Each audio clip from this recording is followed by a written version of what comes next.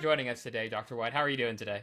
Hey, doing good. Jonathan and Seth, this is like the dream team. I can't believe I'm here. I feel like I'm suddenly, in another realm of fame or something with these amazing podcasts that I'm invited to. So it's great to be here. It's good to talk about other dimensions and I don't know, maybe we'll have a moment of like transcendence or insight or enlightenment or something. I mean, Jonathan, are you game for that?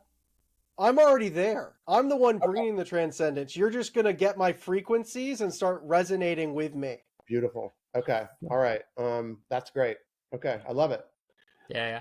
So you're over at Vassar College. Can you tell us a little bit about your work over there and what you're working on? Yes, Vassar College. That's right. Apply to Vassar College if you're a young person. Come to Vassar College in beautiful upstate New York.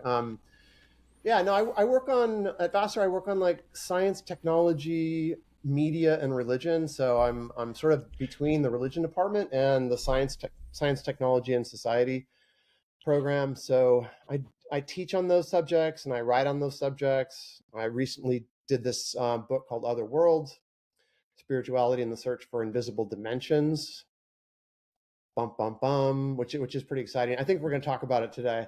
So yeah, Seth, I saw your eyes light up as I was mentioning that book. So we'll come back to that. So I work on that. I'm doing a new book project on mediating the supernatural in American pop culture.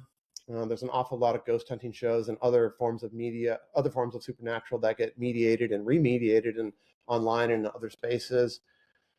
So I'm working on that and doing my teaching and also now, department chair. So I have a whole host of other fun-filled, meetings and Zooms that I'm on. Nothing like this Zoom I'm on right now with you guys because this is special and this is different. But I've heard that this is really a launching pad. I don't know. I think Seth was telling me this podcast is really a launching pad to things like Oprah's Super Sunday and like Joe Rogan podcast. So I'm hoping to get famous, but I don't know. Let's see Yeah, how it goes. yeah. Background to that is we had a guest on here, Stephen Meyer, who came on, gave a pitch about intelligent design, and then a couple days later, he was on the Joe Rogan podcast. So obviously, this is the launching. We're the testing ground for the We're big pod. we're the crown makers. Yeah. Yeah. Yeah, the Okay. kingmakers, exactly. All Yeah, yeah. right. Yeah. Okay. Well, So this puts another level of pressure on me for today. So I hope I don't say anything bad, but you guys will edit it out, right? Anything that goes really awry or seems inappropriate. I only leave those in for Jonathan. Okay. You're no, completely okay. the Yeah. more controversial and ridiculous, the better for our viewership. Okay. So, Wow. yeah. Well, I should fit right in. That's right. Okay. You Because absolutely should. whenever I talk about my work now to my daughter or my sons or my wife, they kind of shake their heads and they're like, man, your work just gets weirder and weirder. Every time I ask you about your work, it's like, what are you teaching today, Dad? Oh, something about alien abductions. Oh, okay. What are you teaching today? Ghost hunting shows. This reminds Anyway, me, we met on Star Island, and that's right. very interesting conference. But I remember we were having a conversation about your work now. But then you said something like, "Oh yeah, when I'm back, I'm going to trail some ghost hunters and like hear about their equipment and that sort of stuff."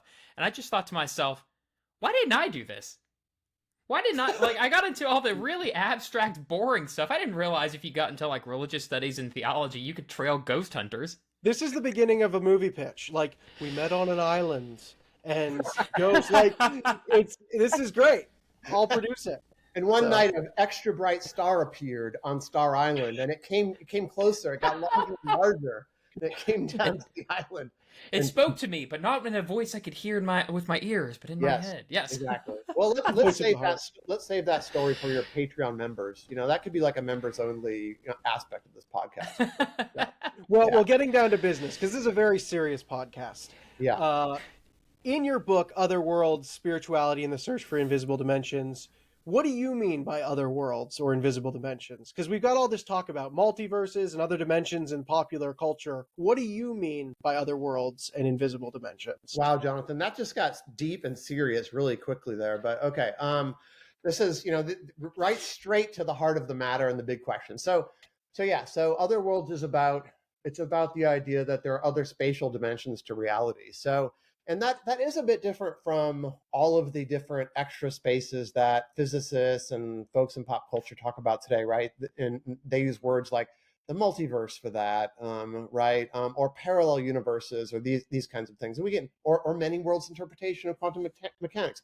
We can talk about all those things. But in the book, I really focused on an idea that becomes important, among 19th century mathematicians and physicists, which is the idea that that there's an additional spatial dimension to reality, or several additional spatial dimensions. So the basic idea is this. If I could just take a second to explain it, but basically, we live in a world with three spatial directions or dimensions, apparently, right? Those are the three directions we can perceive. So one direction would be represented by a line, a straight line that has one dimension or direction, and we call that length. And then if you take every point in that line and stretch it in a new direction that's perpendicular to the line, you would create a flat square. Flat square has two directions or dimensions. It has length and width. And then if you take every point in that flat square and you stretch it in a third direction or dimension, you would take that flat square and you'd stretch it into like a Rubik's cube or a 3D cube. And that cube has three directions or dimensions. It has length, it has width, and it has height. So to create a cube that has four spatial dimensions, you'd have to now take every point in that three-dimensional cube, every point on the surface of the cube, every point in the interior of the cube, and you'd have to stretch those points in a fourth direction that's perpendicular to the other three directions. Jonathan, what is that direction? It's the direction of the heart inward. Okay. Was I muted? Was I muted? You were muted Yeah, for a second. you were muted. You'd muted yourself. Oh, yeah. What is it, John? It's the direction of the heart. Oh, I see. Okay, well, that's actually an answer that some more mystically minded people give that direction, or give that answer in my book. But but there are mathematicians and geometers and physicists who talk about, in the 19th century, let's just stay there for a second, who want to think about and use this idea that there is this fourth direction within the context of their equation. So I was kind of being ridiculous asking you what direction that is. We don't really have that direction, and when you try to imagine what that direction would be, it's really hard to imagine that direction. But there is an imaginary object called a hypercube or a tesseract. A 19th century mathematician named C. Howard Hinton coined that term tesseract, which is a word that comes back up in Madeleine L'Engle's Wrinkle in Time and in other places. But a tesseract or a hypercube is a fourth dimensional cube. It's a cube that has those four directions. And if you Google tesseract or if you Google hypercube, you can see like computer aided animations of what a 4D cube might look like. But this is not an object that we could perceive. Maybe it exists somewhere in reality. I don't know. But it's definitely an idea that folks in the 19th century kind of thought about and experimented with. So, there's no proof that we have additional spatial directions. Like I said, we have those three directions. Is there a fourth direction that we can't perceive? Maybe. Is there a fifth direction in space that we couldn't perceive? Maybe. And some people in my book want to think about that, right? And some of the folks in my book, including Hinton, I mentioned Hinton, this British mathematician who coined the term the tesseract. He actually believed that through a series of meditative practices, you could train your brain to think and even perceive higher dimensional objects. So this is where the book becomes a bit more mystical and a bit more contested, right? Which is, well, wait a minute, can we use these higher dimensional ideas as a way to develop a new form of spiritual seeing or mystical insight or inspiration or whatever it might be. So that's the idea of a higher dimensions, though. I hope that kind of makes sense. Does that make sense? It really does. Something, Okay. if I can return to, though, which is kind of fascinating to me, is when we talk about other dimensions spatially, that seems very different from this idea of a mystical other dimensions, which doesn't seem to be talking about spatial dimensions at all. It seems to be like other forms of reality or higher forms of reality. So how do those two, the word dimension, how does that relate there? That's a great question. I mean, and the ways that the word dimension gets argued about and contested is sort of a through line in my book, Other Worlds. I mean, because it's just like you're saying, Seth. I mean, some mathematicians and physicists are sort of like, it's interesting to think about, and operationalize this fourth space or fifth space within the context of our mathematical modeling. But then other people came along, including some mathematicians and physicists, right, and said, oh, you know what? Maybe this direction is where spirits go when we die. Or maybe this direction is like a mathematical shorthand for a heavenly space.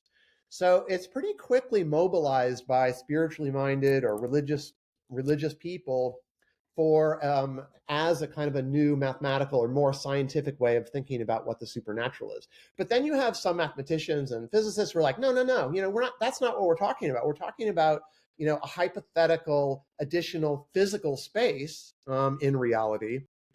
It may be a space that we can't perceive with our consciousness or our senses, but it still might be physical. And that kind of response wasn't really good enough, as you can imagine, for religious-minded people, right, who still wanted to mobilize that concept as a more scientific way of talking about supernatural. And one of the best examples of this, many people use this idea to make more scientific sounding arguments about spirituality. But the first and probably most important is this British headmaster and sci-fi writer and actually biblical scholar named Edwin Abbott, who wrote this book in 1884 called Flatland. I'm sure many of your listeners read Flatland. Maybe you guys read Flatland. It's from 1884, but it's been translated in languages all around the world. It's still in print today. I read it in high school calculus. And basically, it's a kind of a fictional narrative about a flat, two-dimensional world with flat beings sliding around on the surface of that world. Some of them are square-shaped, flat squares. Some of them are flat circles. Some of them are lines, and so on. And it's a whole story, a fictional story about characters who are living in that world who have the two directions of space or dimensions. They have left, right, and they have forward and back, but they're not aware of a third dimension in space, which would be up above the flat surface of the world and down below it, until they're visited by a three-dimensional visitor, a sphere. And this sphere, looking down on the flat world of Flatland, comes into the world of Flatland.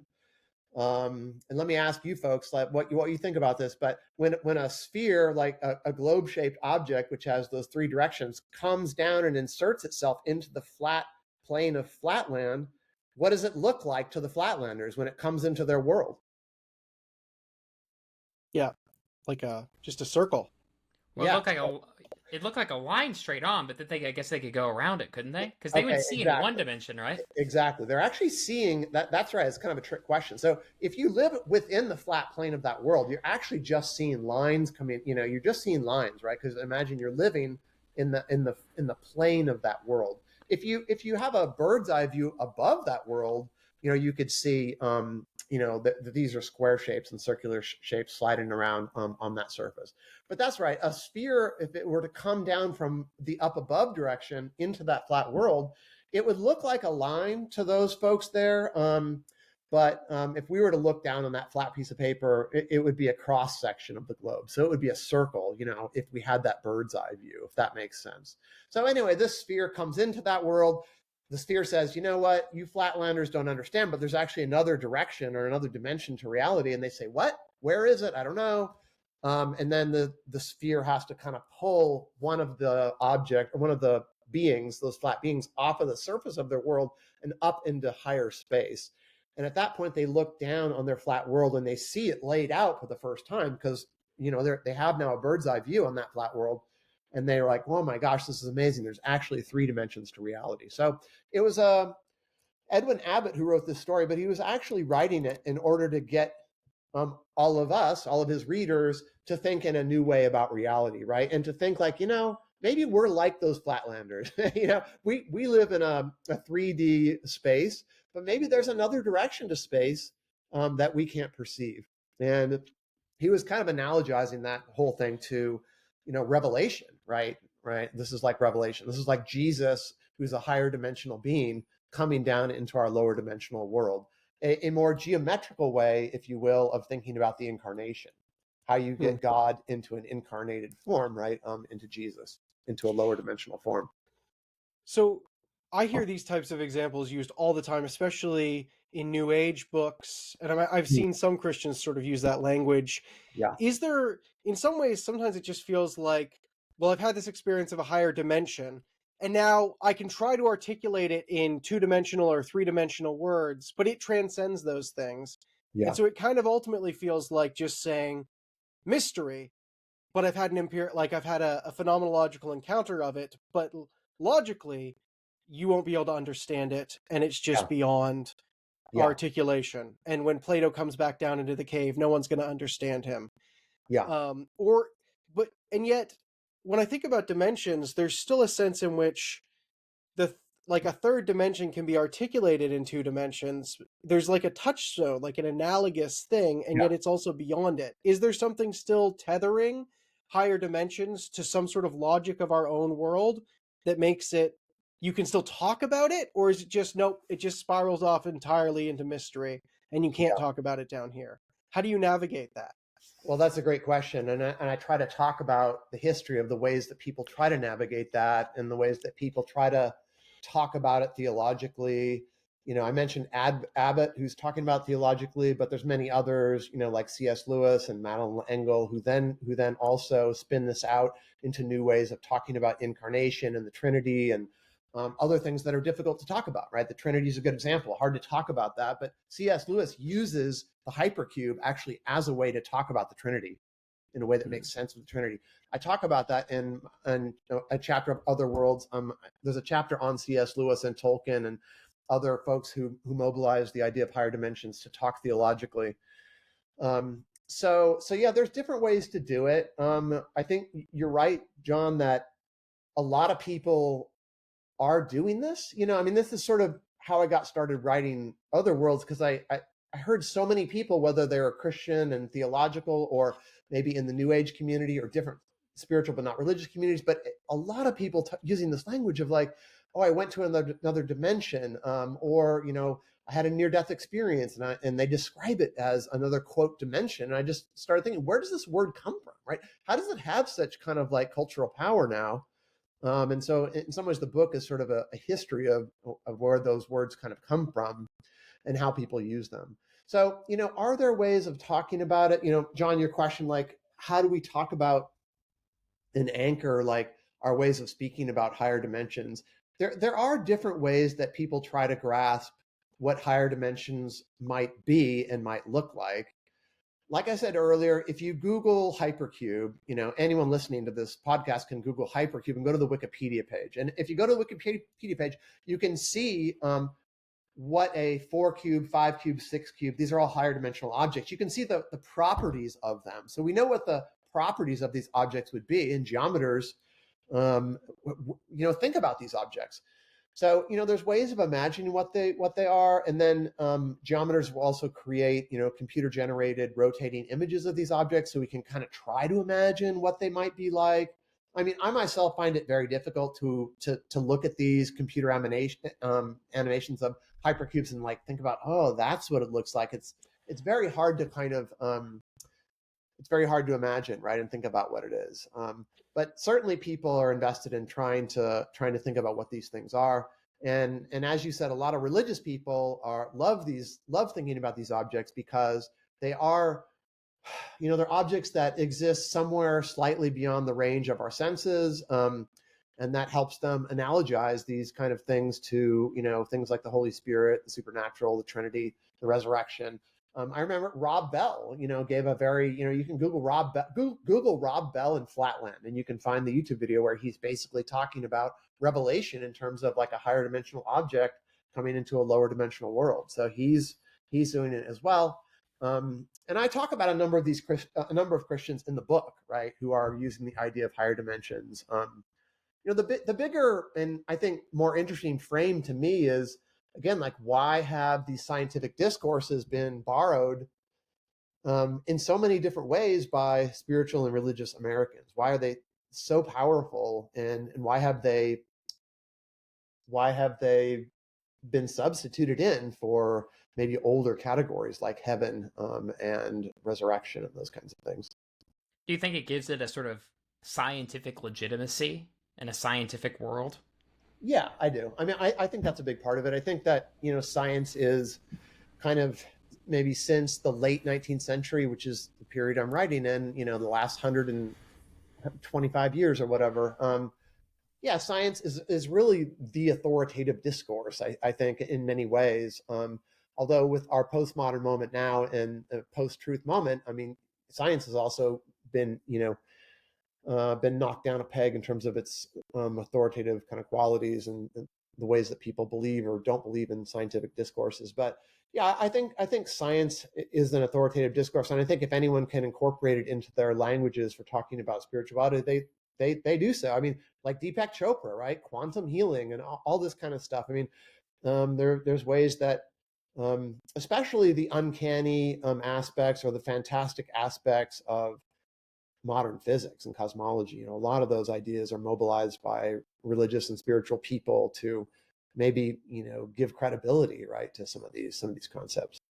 Yeah, Yeah. I remember reading a book where someone hypothesized, it's actually a physicist who hypothesized that Jesus, in order to appear to the disciples after his resurrection, Yeah. turned into the fourth dimension Yeah. and walked around the door and then turned back into the third dimension so that they could see him. Yeah, exactly. I mean, I write about some of those folks in my book as well. That's right. That's a perfect example of it. Yeah. Yeah. Maybe And it was from your book that I read that, actually. So Well, I'm I do write about some of those. Well, I write about some of those folks, but there's many others that you could have read elsewhere. One reason that I think that spreads out so much in culture is Abbott's book. I mean, a lot of people, like I said, do read that, and he was a Christian theologian writing for Christians, and he writes a ton of other pretty learned books actually about biblical criticism and stuff, and no one ever reads any of that stuff. Who's ever heard of like Edwin Abbott's like theology? It's like, yeah. but he wrote this very slim little book, Flatland, that was really obscure, and it became like this, global, bestseller. Yeah. So who knows, It's interesting because in a lot of these books, especially the New Agey ones that enlist this sort of language, it feels like either it's an excuse to then say whatever we feel like saying without any logic or anything rational about it, or it's just talking about a higher dimension that in many ways kind of just looks like our own, but somewhere else in the clouds or something more ethereal feeling. But it's like, Yeah. I've read some books that are basically Earth, but apparently it's a different dimension. But in all other respects, it feels like it's just this somewhere else, but with the same basic laws and all of those types of things. like Uh, Narnia. yeah, Yeah. well, Narnia, I mean, and I think a Yeah. theologian might say they're either making it univocal or equivocal. It's either basically the exact laws of the lower dimensions are just being applied to a higher dimension and saying it's higher, or it's so detached from our realm that it's just nonsense to us. And I wonder if I just struggle to really know what to make of that. Um, and I guess mathematically, we say that we can use mathematics to talk about these higher dimensions, but even with the tesseract, it's still, like you said, you're still talking about a three-dimensional thing there, and using three-dimensional language to articulate something that's allegedly in Yeah. higher dimensions, but we're assuming that mathematics applies in these Yeah. higher dimensions in the same way that our spiritual categories of like beauty or truth or divinity or spirits allegedly would apply in these higher dimensions. And Yeah. at that point, it feels like we're just guessing. Yeah. For And I sure. don't, For sure. And you're raising some profound issues about like the ontological status of mathematics, right? Which a lot of people argue about, which I didn't know until I wrote this book and then gave it to some mathematicians, and they helped me with some of these aspects. But yeah, the questions about what is the relationship between mathematical modeling of reality and reality itself, right? There's certainly ways in which mathematicians can model reality in ways that are completely imaginary, right? Just because mathematicians can think about and operationalize higher dimensional objects within their geometry or their algebraic equations or whatever it is, doesn't mean that those objects actually exist somewhere, right? But you do have, Uh, so you have a range of arguments, right, among mathematicians and among historians of math and philosophers about, what kind of reality claims we can make for mathematics. Like, and this argument plays out today among like theoretical physicists versus experimental physicists, right? Theoretical physicists are there, like, developing all these models of reality that have, 10, 27 dimensions, multiple spatial dimensions, multiple temporal dimensions, and then you have like, you know, experimental physicists raising their hand and be like, excuse me, like this isn't really science, because you're just imagining these equations or these models, and there's no connection to reality unless these models are somehow testable. And I think that, to stand up for some of the theoretical physicists, I think they could point to certain things, certain examples where mathematical modeling of reality does actually probe in new directions towards new ways of understanding reality that can be empirically shown to be the case. So, like Einstein's work, right? Einstein is just creating mathematical modeling, his general relativity, right? These are just mathematical models that he's developed using mathematics. And there's no proof for it until 1919, when there's a solar eclipse and there's an expedition to a country in South America. I can't remember which one. In 1919, Arthur Eddington led this Cambridge astrophysicist led this expedition there, and it turns out that Einstein's mathematical modeling was proven correct by the ways that distant stars' light was bent by the gravity of our sun, and which could be seen and looked at carefully with this total solar eclipse. So that's an example where just the mathematical modeling that Einstein creates, right? It's not empirical. Pointed the way to a new model of reality that was true. So in that case, the mathematical modeling does have a true relationship to reality. But just because mathematicians can come up with these hyper objects doesn't mean that they exist. So I kind of want to return to the question of Madeleine L'Engels. You threw her out. I know a little bit more about C.S. Lewis, and I'm guessing our audience does as well. But the author of A Wrinkle in Time, how Yep. does she work with the idea of extra dimensions? I have no idea about this topic at Yeah. all. Well, the interesting thing about C.S. Lewis and Madeleine L'Engle both is they both become re-enchanted and turned on again to religion and spirituality through popular scientific ideas, fantastic scientific ideas, and especially higher dimensions. So we've talked about C.S. Lewis, but C.S. Lewis, right? I could just say quickly, he was disillusioned and turned off by religion and became an agnostic or atheist, and then he becomes re-enchanted. And Madeleine L'Engle goes through that same process as well. She's raised in the church, an Episcopalian in New York City. She becomes disenchanted. She gets married, has some children. She lives in Connecticut. She becomes disenchanted and turned off from the church, especially because the church is kind of too hierarchical and, in her view, misogynist and these kinds of things. And so she gets turned off, and then she gets really excited by religion and spirituality by reading popular science, by reading about Einstein, by reading about higher dimensional thinkers like Hinton, like Edwin Abbott, and so on. And she writes Her Wrinkle in Time. She has a lot of trouble getting it published. No one wants to publish it. No one likes it. I think she goes through 10, 15 different publishers. I think it's eventually published in 1962. It becomes a huge bestseller. She becomes a big star. But she talks about Wrinkle in Time as kind of her way of working through her religious and spiritual questions. And if you know the book, it's kind of explicitly a working through of a lot of those, issues around religion and which one is right and which one has the truth and how to think about the truth. And then she mobilizes these ideas about dimensions in space. Are you folks still with me? I'm getting a signal that the internet connection is gone down. Unfortunately.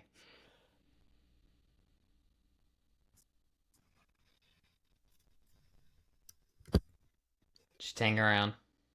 So he's exited the fourth dimension of time, and he's solely existing, I guess, frozen as a two-dimensional image. Oh, there he's back. There we go. Sorry, you froze for a good 30 seconds there, Chris. Okay, so did you hear me start to talk about Madeleine L'Engle's her journey? Yeah, just the beginning of that. Can you restart there? Okay, so yeah, she's disillusioned with her Episcopalianism and moves to Connecticut, gets married, has some kids, and she works through her religious and spiritual questions by reading popular science. She's kind of reading Arthur Eddington's kind of popular books about Einstein's work. She's reading Flatland by Abbott. She's reading Hinton's work on hypercubes and higher dimensions. And she gets interested in religion and spirituality again. So she writes A Wrinkle in Time, and if you know Wrinkle in Time, right, it's her really working through these kinds of questions about which religion is true and how do we think about truth, and it's kind of loaded with you know pop science. I mean, it's loaded with these ideas about fantastic science, and she uses this word tesseract that she's borrowing from Hinton and others in this kind of hyperspace and hypercube kind of lineage. So she's getting kind of reinterested in spirit and the supernatural, and religion through these kind of fantastic scientific concepts, and she's working it out through Wrinkle in Time.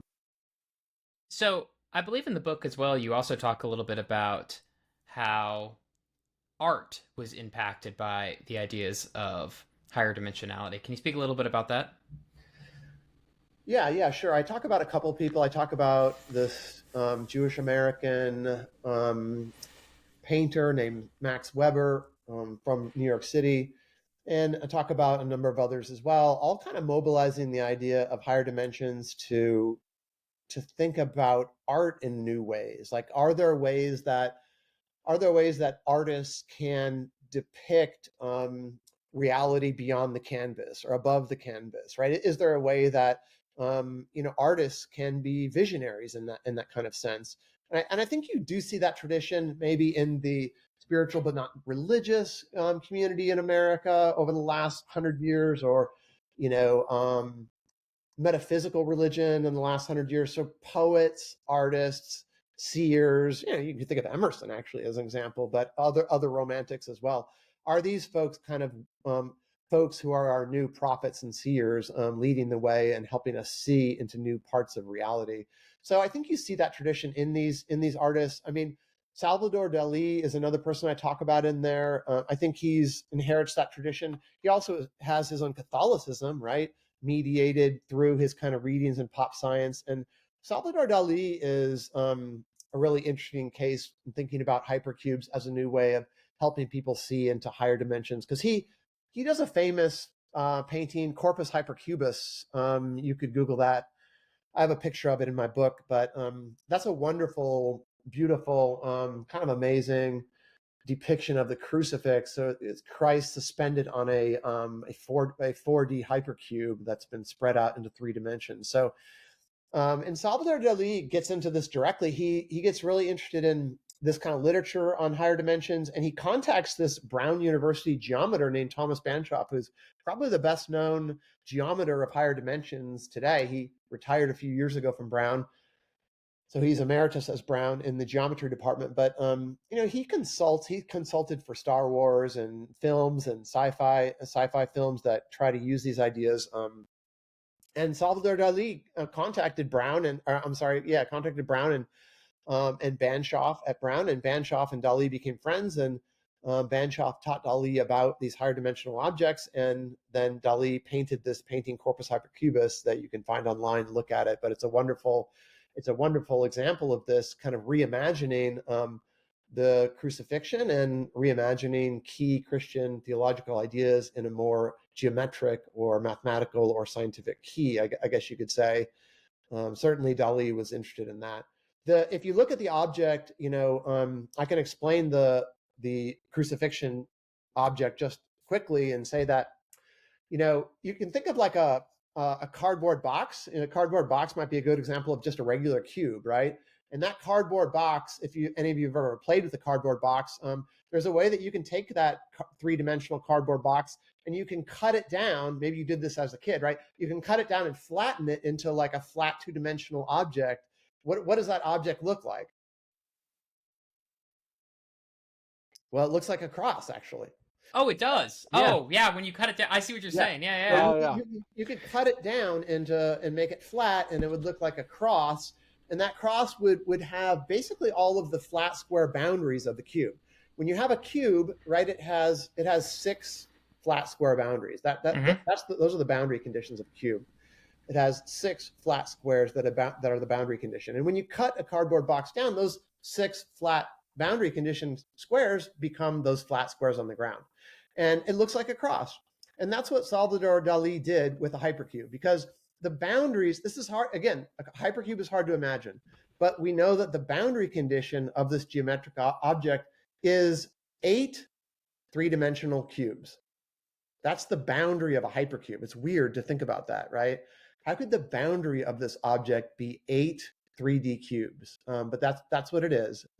So what Dali did was he cut down that 4-dimensional hypercube into 8 regular cubes. And you can see in Corpus Hypercubus, that cross is 8 3D cubes, right? There's 4 in the central column, and then there's 4 more around the central column. So there's 8 3D cubes there. And so he's basically done what you could do with a cardboard box. He's done it with a hypercube. He's cut it down, a 4D object, into a 3D space, and he's suspended Christ on that hypercube. There's got to be some overly eager preacher who's tried to use this as evidence that the crucifixion is somehow embedded in like the universe and 4D reality. mathematics. Yeah, like it's just inherent to science. There's someone's doing that. Well, That's a goal for you, John. That's a meme. That's a meme somewhere. for sure. Well, if you want to look at something that's quite fascinating, it's a little bit different from what Dali's doing, but I think C.S. Lewis's sermon called Transposition is a really subtle and fascinating sermon on higher dimensions, and he mobilizes higher dimensional ideas and the hypercube in order to talk about the Trinity and other Christian concepts. So I think it's a sermon. It's a sermon at one of the colleges at Oxford, and I think it's from 1944. But I talk about it in my book. But you could also probably find it online. It's called Transposition, but it's a really cool way of, I think, using higher dimensions in a Christian theological way. I think you can, and that's honestly one of my favorite sermons of his. Yeah, It's like one, along with like Weight of Glory. It's like one of the 3 or 4 that always stick out. Yeah. So another artist, another influence on the arts that I'm thinking about is the book Thought Forms by Annie Besant and Charles Leadbeater. Yeah. And I'm just thinking about this as you're talking. Is I was reading this book a few months back, and boy, is it weird. It's like, astral, thought forms projecting outward, and they're literally doing artwork, but the artwork is quite beautiful. But they're writing this as basically like empirical observations. They're writing this as a book of science. Yeah. And yet, of course, scientists just did not take this seriously at all. But I was looking it up, but artists did. And it actually became one of the most impactful works of on the artistic community to come out of basically the religious community, this Theosophical Society. And it's just fascinating to me. And if you look at it, it's quite beautiful. They have like churches with this beautiful, weaving colors going over. That's supposed to be like the sort of residue from thought forms and stuff that we leave behind. Yeah, absolutely. Those two folks are right in the heart of my story. I talk about Theosophy and related groups in there, and you mentioned Leadbeater. I mean, he's actually, I have a section on him because he and Rudolf Steiner actually they write about the fourth dimension. They write about hypercubes, so they're very involved in this kind of stuff. And they're obviously they're in the category of folks who are mobilizing these scientific concepts for their own sort of mystical vision and spiritual vision and or whatever you want to call that. But they're trying to use these objects as objects that can be used to imagine and meditate on and develop new forms of insight and new forms of vision. And you mentioned thought forms, and I can't remember if there's language of the fourth dimension in that book or in that, but there's certainly the language of it is around that book and in commentaries on all of that. And and those two, Besant and Leadbeater, I mean they're writing about the fourth dimension at that same time. It sort of is like the heyday of the fourth dimension, really. Between 1880 or 1890 and 1920, the language around the fourth dimension or higher dimensions changes. I mentioned Einstein in 1919. His theories of relativity get confirmed, and Einstein becomes a big celebrity. And what happens right then is that the language of the fourth dimension becomes attached to time at that moment. So, because Einstein talks about reality being comprised of three spatial dimensions and one temporal dimension, and they're all woven together into space-time, which is a really weird idea that he had. We know it's correct, but so time becomes the fourth dimension when he becomes famous, and people who want to talk about additional spaces after that talk about a fifth dimension, or maybe a sixth. But and even Madeleine L'Engle, who herself is writing after Einstein, right, becomes famous. She actually uses the word the fifth dimension. She uses that phrase. And Billy Graham, uses the word the fifth dimension to talk about a heavenly space, right? Because the fourth dimension was taken by Einstein to be time. So three spatial dimensions, then time is added to that in 1919 with Einstein's fame. And then folks after that, like Madeleine L'Engle or like, Tolkien, or this guy Dunn who talks about dreaming, or Billy Graham, they actually start then talking about the fifth dimension to reality, a new spatial direction. Time as a fourth dimension is a weird one because it's the only dimension where you can only go one way. Well, we can only go one way. That you know of. Yeah. I mean, right. This raises all kinds of philosophical issues about time, and like physics modeling of what time is, and Brian Greene, this Columbia University physicist. If any of your listeners want to think about these kind of questions, he does some really interesting stuff. He has PBS specials on Nova, and he has books called The Fabric of Reality, where he talks about how time works. And time is time and space.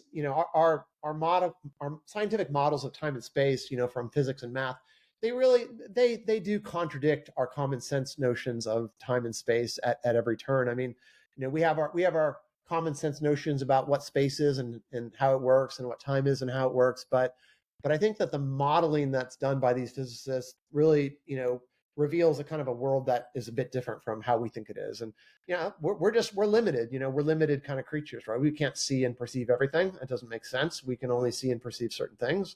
So, reality is probably a bit different from what we think it is. Go ahead, John. No, you go ahead, Seth. Yeah, I was going to say, speaking of that, I was kind of in the back of my head wondering, how seriously are people really taking this today? Because I know you said this is about 100 to 120 years ago that this is really hitting a peak. But then I realized, hey, David Grush was just doing a thing on television talking about aliens and hypothesizing that they're not existing on other planets, but in other dimensions. Exactly, yeah. And then you have people like Stephen Greer out there who's trying to, telepathically communicate with aliens. I was like, okay, maybe this is a whole new world. Yeah. We talked a lot about the Christian dimensions, Christians utilizing this, but it really does seem like this is just, if you're going to talk about cross-religious, inter-religious things, it seems like it's going everywhere now, even into like UFO cults. Absolutely, yeah. This language has become so pervasive. This language of another dimension or a higher dimension, and it's like you're saying, it's used by people who are thinking about UFOs, and there's a lot more mainstream UFO discussion nowadays, right? UFO, UAP is in this beginning really with that front page New York Times article, and I think it was 2017. Mm-hmm. Which was, I think the headline was Black Auras or something. I think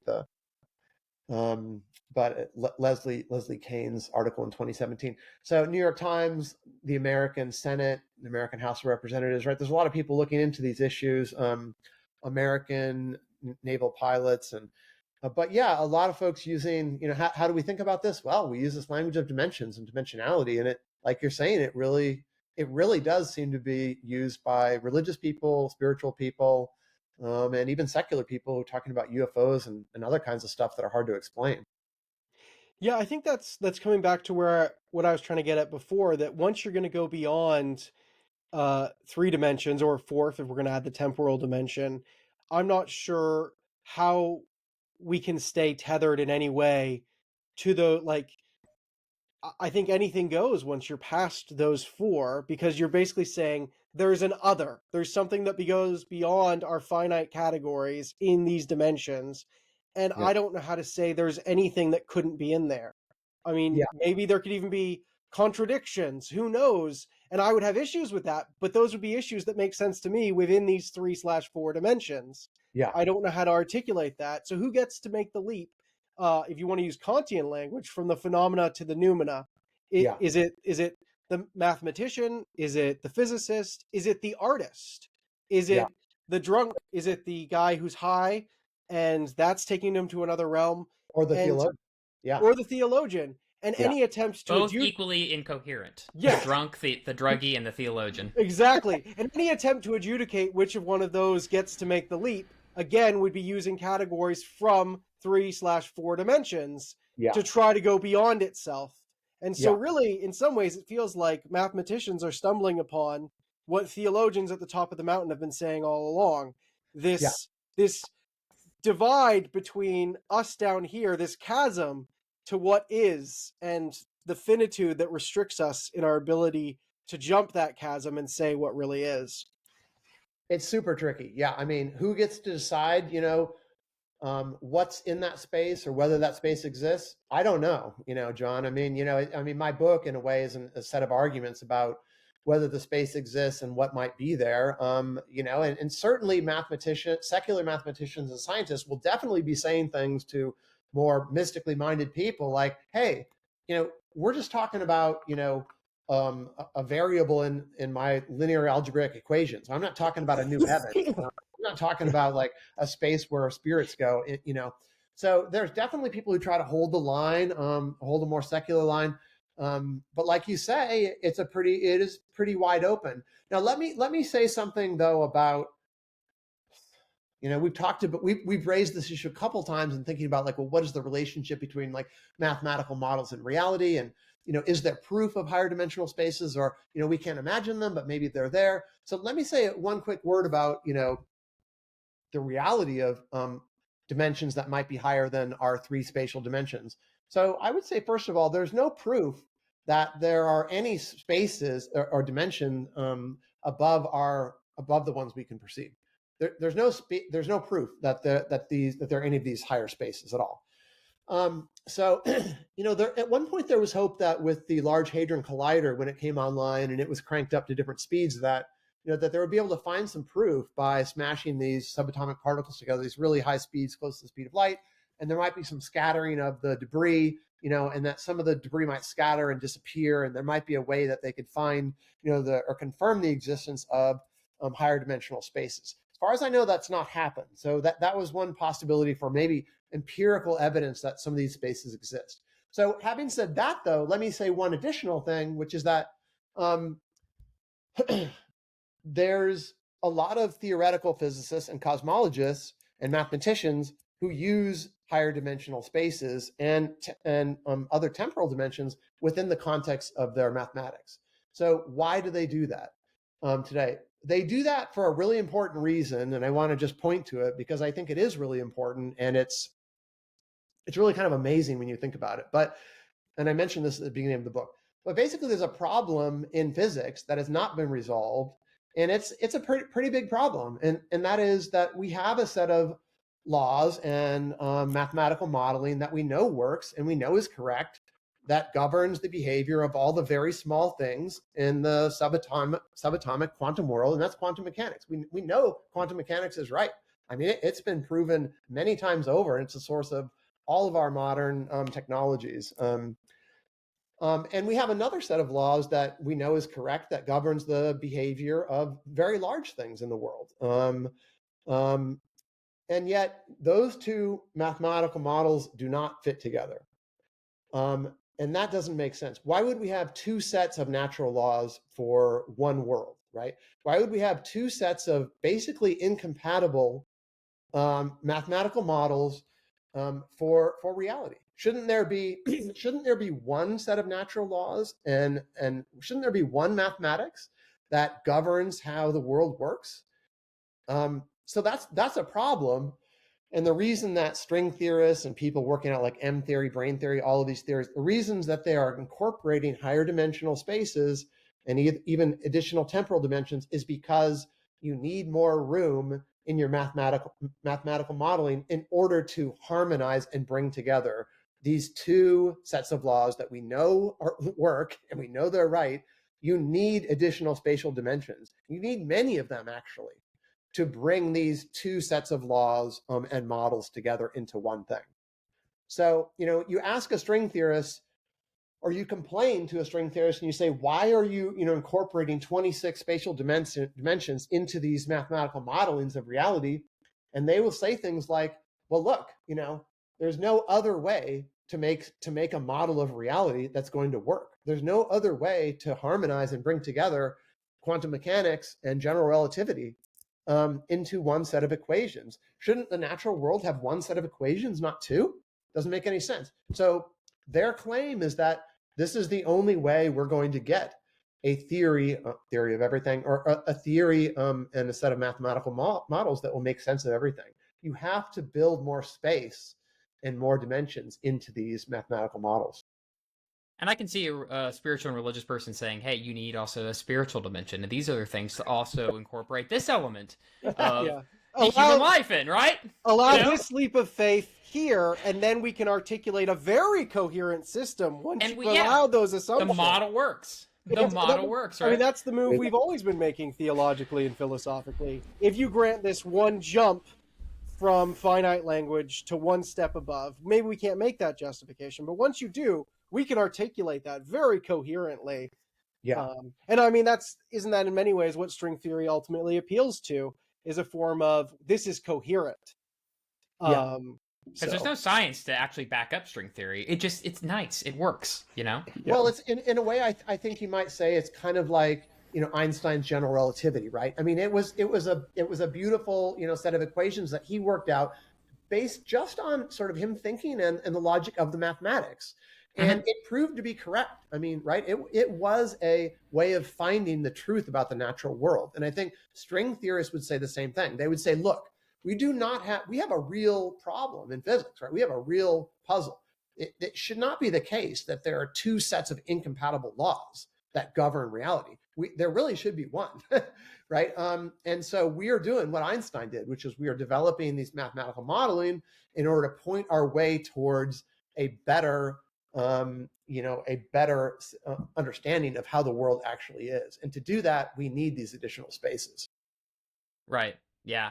And it is, in lieu of any empirical evidence, the very unity and beauty of that is probably why it has been popular. Yeah.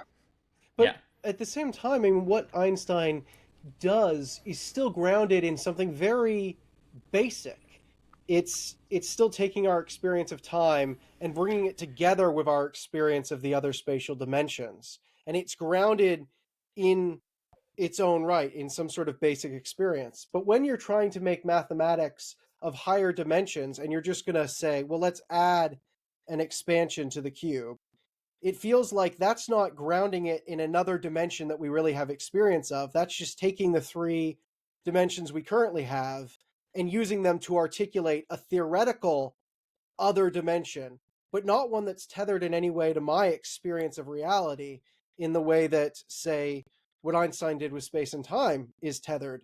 I mean, he's still talking about dimensions that are grounded in experience. At this point, but once you go to fifth, sixth dimensions, you're just using the three dimensions as the language to talk about other dimensions, but those other dimensions don't seem to be grounded in You're our really experience. liking this point, aren't you, John? Sorry, I'm just. Well, I think you're making a good point. Although, I guess I would try to tweak it a little bit and say, the mathematical modeling that Einstein does with general relativity and the mathematical modeling that the kind of quantum founders in the 1920s flesh out about quantum mechanics, those mathematical models of reality actually were really contradictory to actually our experience. I mean, Einstein's ideas about relativity are really mind-blowing. I mean, our experience of time is kind of uniform and linear and progressing from past to present doesn't really make sense in Einstein's world and his view of what time was. And it's the same way with the mathematical modeling of the quantum world. The quantum world behaves in ways that are entirely unfamiliar to how things in our world work. It just works totally differently. So, and yet we know that quantum mechanics, those formulas for the quantum world, we know that they work, and we know that they are correct, even though we don't understand why they work that way, or how exactly they work, and even though they're very contradictory to like our own experience of being in the world, right? So the mathematical models that physicists have developed, I think, are very counterintuitive, right?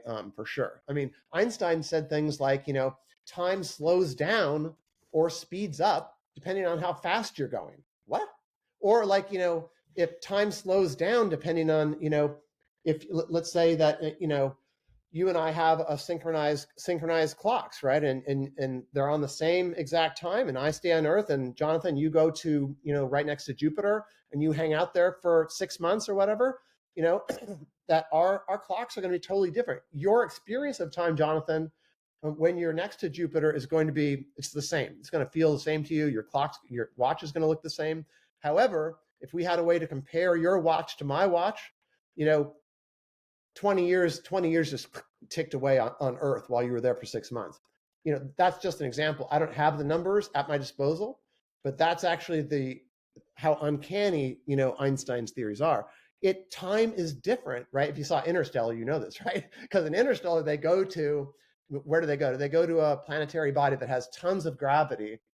And he goes away, and he's like, oh shit, when he comes back, because his daughter is like 90 years old, right? Because they were there on this, can't remember if it's the planet. Yeah, they were on a planet, but it was next to, it wasn't a sun, but it was another. Black hole. What's that? It was near a black hole, right? Yeah, Which he was near a black time hole dilation. at one point. In any case, what happened was his experience of time was that 5 days ticked off, but on Earth, it was like 75 years had elapsed. So, and that comes straight out of Einstein's very strange, right, mathematical way of understanding the world. That's not our experience. And quantum mechanics is the same way.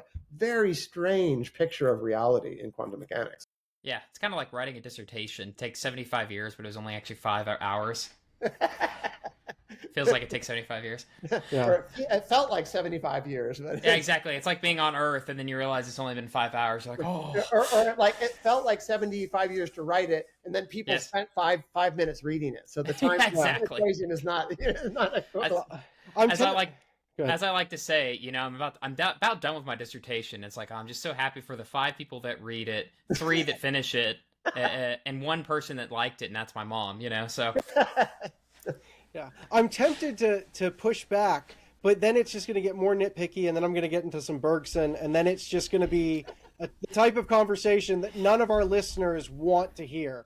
So I'm just going to stop talking. When you get to Bergson in time, you'll be way ahead of my pay grade, I think, actually.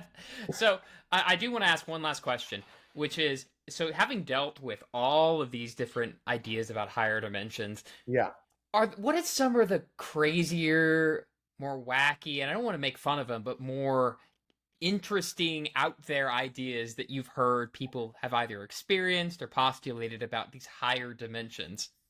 Yeah. Wow, that's a good question. Well, when the book came out, it was great. I went on different podcasts, and I went to different, gave different lectures in different places. So it was kind of cool, actually, because I would always have people at the end come up to me or raise their hand, or actually more likely come up to me in person at the end and be like, this experience happened to me, whatever it was. So that was kind of fun and kind of interesting. I mean, so I have a chapter in there on a person who kind of spins higher dimensional ideas and some of Einstein's ideas about time actually into a theory about what are sometimes called precognitive dreams, or dreams that seem to predict the future. I think it's chapter 6 in the book, but he has dreams that seem to predict the future, and he tries to think about why this might be.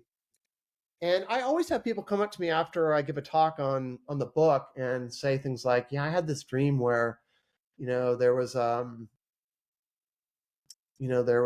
plane crash, and it was really this disturbing dream. And the next morning I got up and I turned on the news, and it was this plane crash that really fit in many ways the description of the plane and what size it was and where it crashed. And so I have a number of people who have come up to me with those kinds of stories about dreams that seem uncanny and impossible. And then other stuff too, like like Seth, you mentioned UFOs, people who have more, unexpected, I guess I would say, or surprising theories about dimensions and how they work.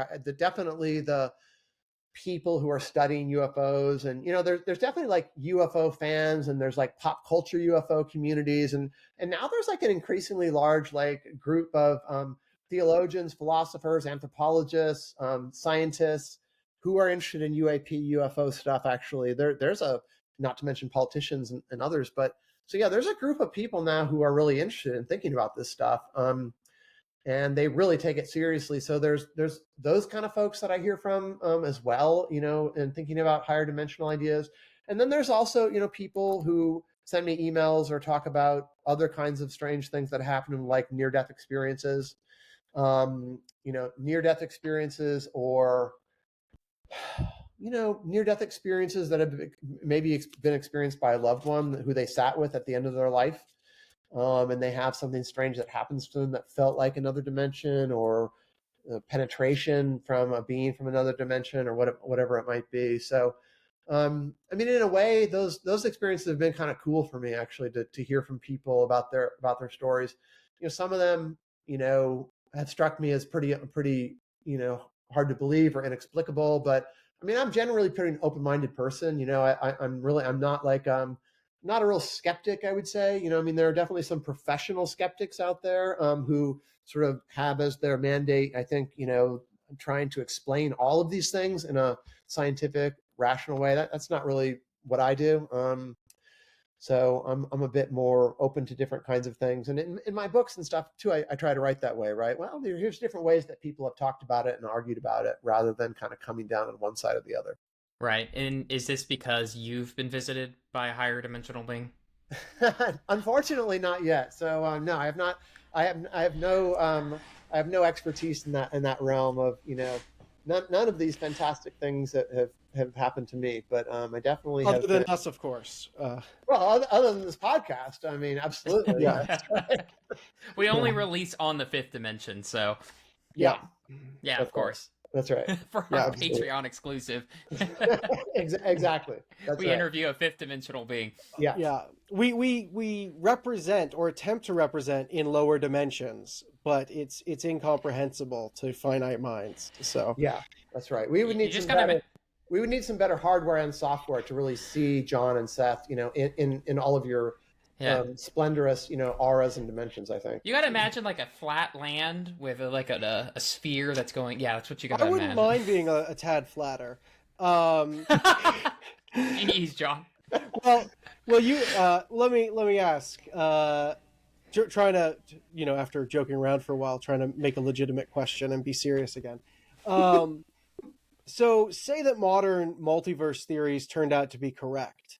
I know those aren't exactly the same as what we're talking about, but they're a tad parallel in the sense that there's realms beyond what we see. How do you think that would impact religion? How do you think theologies would accommodate or react to that shift? Yeah. Good question. There's different ways of like thinking about there being, as you're saying, like other realities that exist beyond the realm of our senses. One way is like there are other spatial directions or dimensions to our world. Another way of talking about these other inaccessible spaces might be like the many worlds interpretation of quantum mechanics, which gets mobilized in a lot of sci-fi, right? That there's like infinitely branching other realities. There's infinite Johns, there's infinite Seths in these branching realities. Yuck. That's many worlds, and then there's another one, John, that you mentioned, which is multiverse, right? Which is the idea that there's, in addition to our universe, there's other universes. There's maybe many universes, maybe infinite numbers of universes. That's multiverse. So yeah, if some of these theories were proven correct, boy, that's a good question.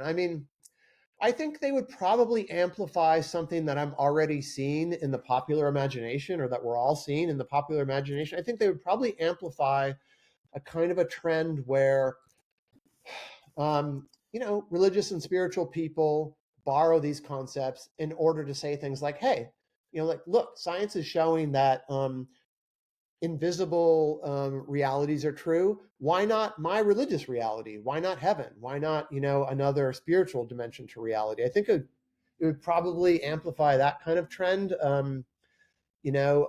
Like, I guess that's one possible thing.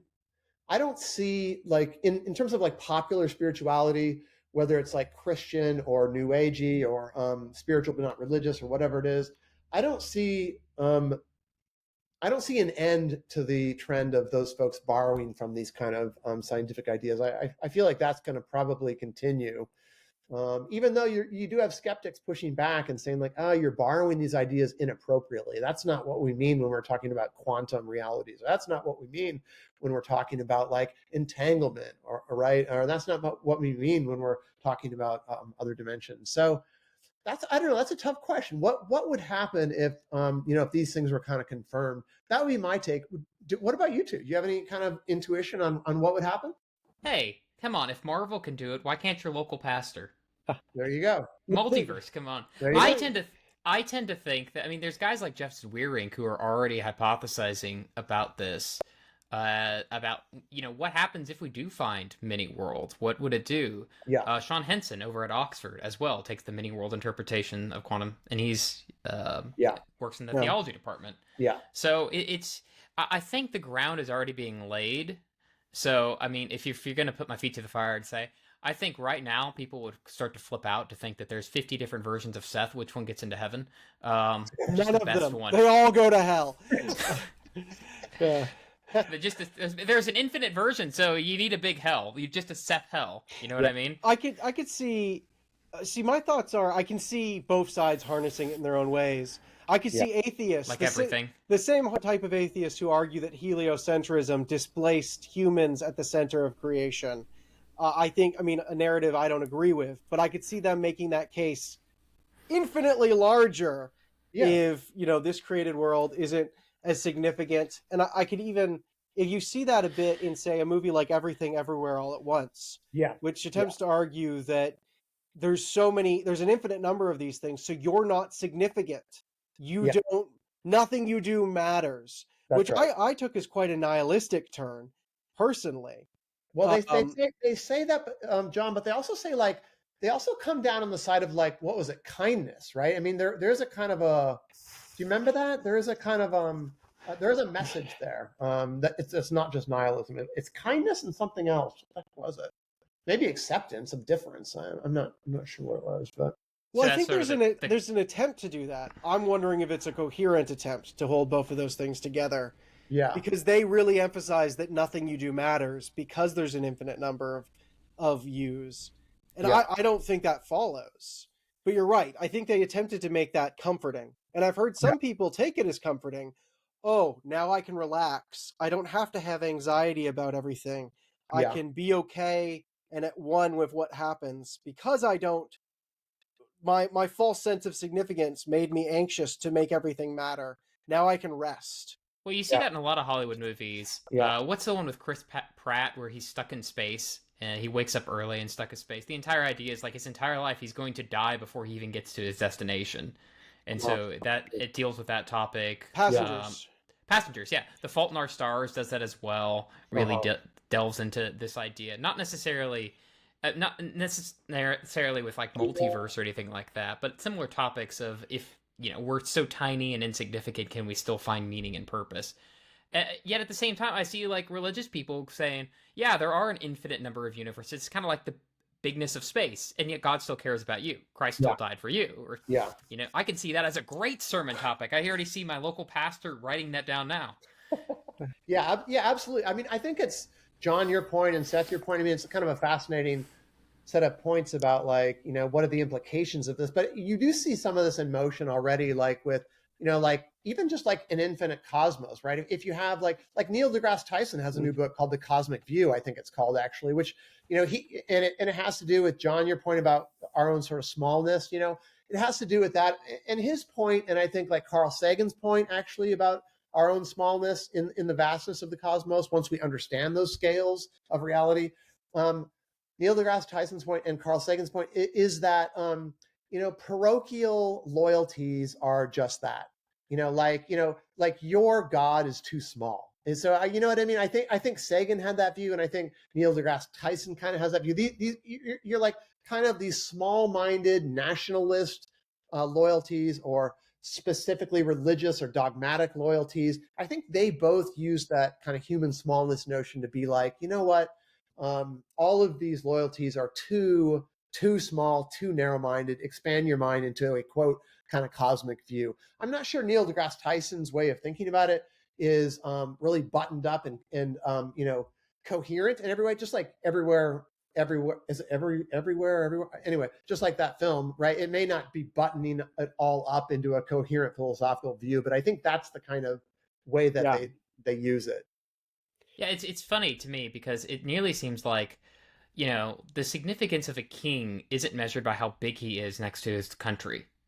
Yeah. So to speak, it's not like if the fatter and taller a king is, if anything, the bigger his kingdom is, the smaller he is with respect to him, the more significant he comes off being. So the more we expand reality and say, and yet to an omniscient God or spirit, universal spirit, we are significant, because of X, Y, or Z reasons, it nearly elevates us more.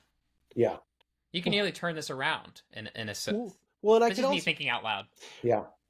Well, I could also think, in many ways, that critique of like a Tyson or Sagan is the argument that your religion or your social group has taken a particular aspect of reality and universalized it and projected it onto the whole. But as you pointed out earlier, that critique gets turned back on science. Started, with Kuhn and on from there. And maybe in some ways, I'm just repeating my point about, is mathematics actually... You just keep returning to the same thing. You have one question this whole podcast. Yeah, and I'm projecting that question onto everything, which brings me back to mathematics. Yeah. Okay, before we go though, we've kept you far too long. Can we ask you one last question, which is, what's next for you? What's your next project? What are you working on now? Yeah. Well, I'm still interested in all these issues, actually. And actually, I just published an article in the JAR, the Journal of the American Academy of Religion. It just is published on their website, which is the ways that the African American sociologist W.E.B. Du Bois, very famous American sociologist, the way he leveraged ideas about higher dimensions to think in new ways about race in America and about his own spirituality. So, I wrote it with a wonderful friend, co-author Matthew Huey. He is at University of Connecticut.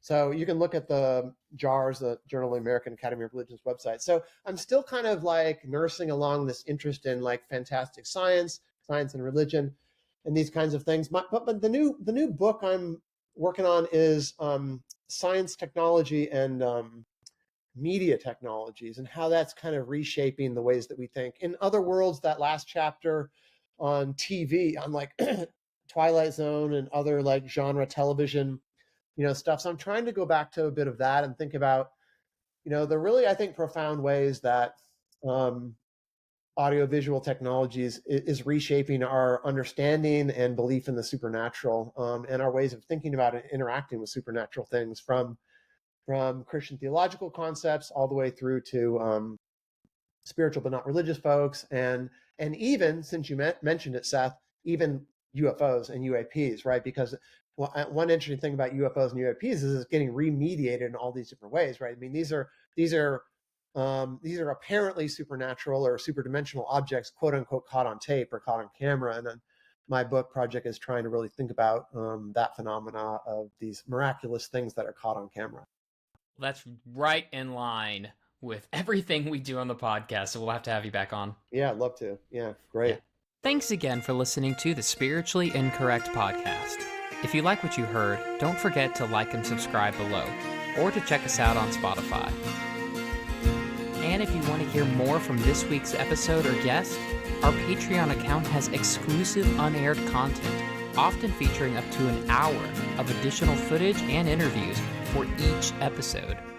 We save some of the most controversial and pulse-pounding topics just for our Patreon members. Members get access to that, plus the chance to meet monthly with Jonathan and I, suggest episode topics, join us live for an episode to ask the special guests questions, or even get a personalized episode custom-made just for you. check out our Patreon link in the description below. And don't forget to check out our official website at spirituallyincorrectpodcast.com to see what else you're missing out on. Sound effects from Zapsplat.com. Special thanks to Jordan Birch, whose song Starry Night provides the intro and outro for this podcast. You can hear more of his music on YouTube or Spotify.